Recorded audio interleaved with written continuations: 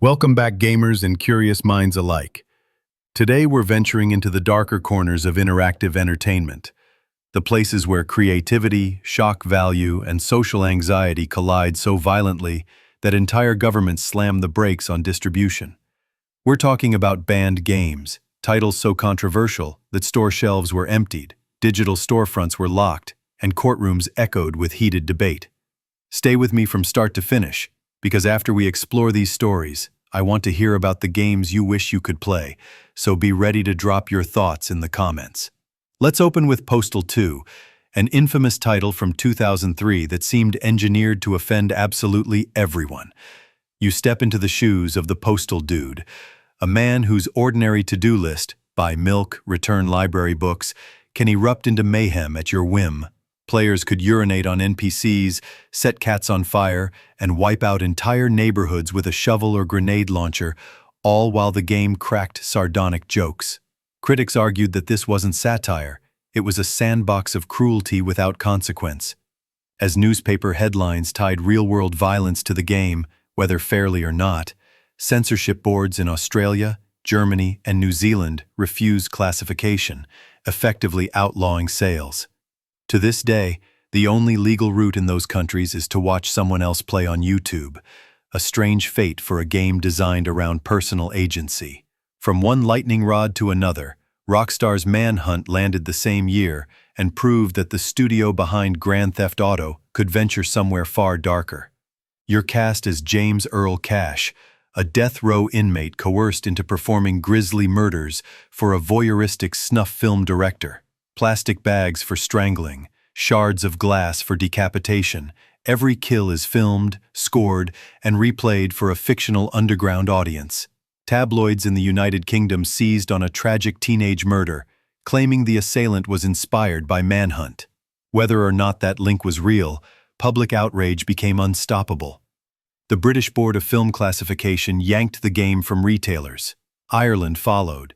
Several mainland European countries demanded edits so severe they might as well have been bans. Even now, mention Manhunt in a crowded forum and you'll hear a hush, proof that a 2-decade-old game can still chill the room. Fast forward to 2015 and meet Hatred, the nihilistic brainchild of Destructive Creations. This overhead shooter strips away any pretense of narrative justification. You play a trench-coated killer who simply despises humanity. Your only objective? Massacre as many civilians and police officers as possible before dying in a blaze of bullets. There's no punchline, no twist, no moral reckoning. Just raw annihilation. The trailer alone triggered waves of criticism across gaming media. Ratings boards in Australia and Germany refused to classify the full release, citing extreme violence against defenseless persons. Ironically, the outrage served as effective marketing. Curious players imported or pirated copies just to see what all the fuss was about. Yet Hatred remains a case study in how courting controversy can sell units while also slamming doors shut in key markets. Not every ban revolves around gore. Sometimes a game's problems stem from addiction, national security, or social unrest.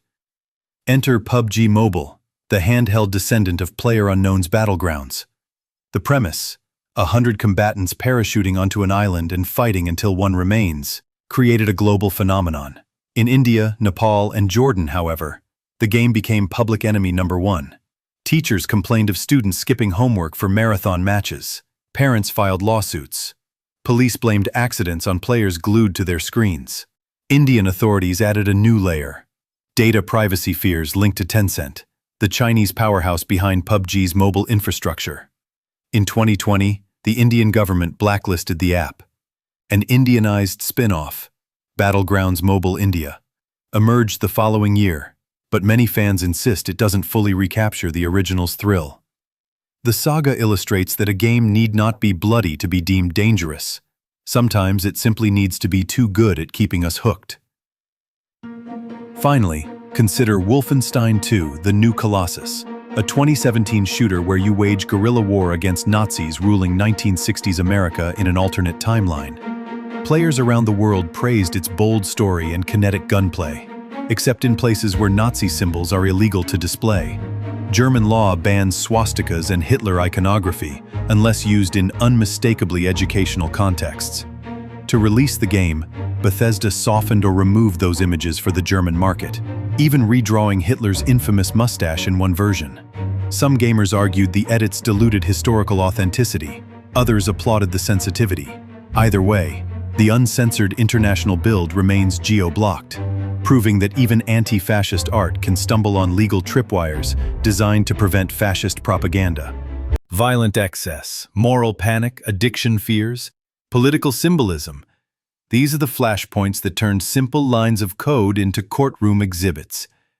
Yet, every ban also fuels curiosity.